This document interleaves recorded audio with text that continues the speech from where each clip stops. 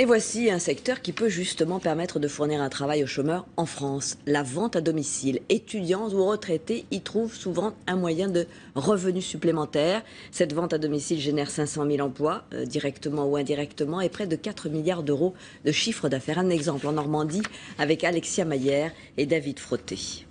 Il ne s'agit pas d'une réunion entre amis, Donc le modèle chocolat la Papago. mais bien d'une vente à domicile de lingerie. Troisième mode de distribution en France, le concept n'est pas nouveau mais la crise encourage le secteur. Vous le faites passer donc. L'appel du complément de salaire a séduit Valérie. Son revenu initial est de 1 700 € par mois. Je fais 4 à 6 réunions par mois, principalement le week-end. Je vais faire un complément de 4 à 600 €. À chaque vente, 20% de commission.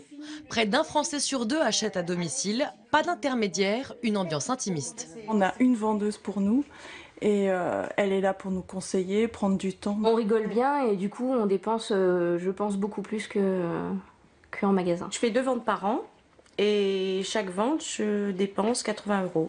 Et le secteur recrute. Le statut spécifique de vendeur à domicile indépendant, créé il y a 20 ans, permet aux vendeurs d'exercer une activité parallèle et d'être assimilés à un salarié. Tu vas devenir VDI, donc vendeur à domicile indépendant. Ça veut dire que tu travailles quand tu veux, au rythme que tu veux, avec qui tu veux. Aujourd'hui, l'INSEE rejoint une célèbre marque de boîtes en plastique. Pas d'entretien, pas de formation, le contrat est signé sur son canapé. On va mettre la date. On signe là où ça se trouve en fait. Je dirais presque n'importe où en fait, du moment que la cliente a envie de devenir conseillère. Maintenant je recrute, on est 13 dans mon équipe et j'aimerais bien être 50 d'ici quelques temps. Dès le contrat signé, première vente, une fois encore dans son salon. Un appareil qui nous permet de monter les œufs en neige, faire de la mayonnaise. Il est dans la... Cette activité, secondaire pour cette animatrice en centre de loisirs, ouvre des perspectives inattendues. Si ça marche bien et que je fais des bons salaires, je serai capable de laisser mon métier et de changer. Pas de bureau, pas de collègues. Les sociétés de vente à domicile organisent alors des formations animées par une vendeuse senior. Je vous rappelle que c'est quand même le produit phare de la gamme.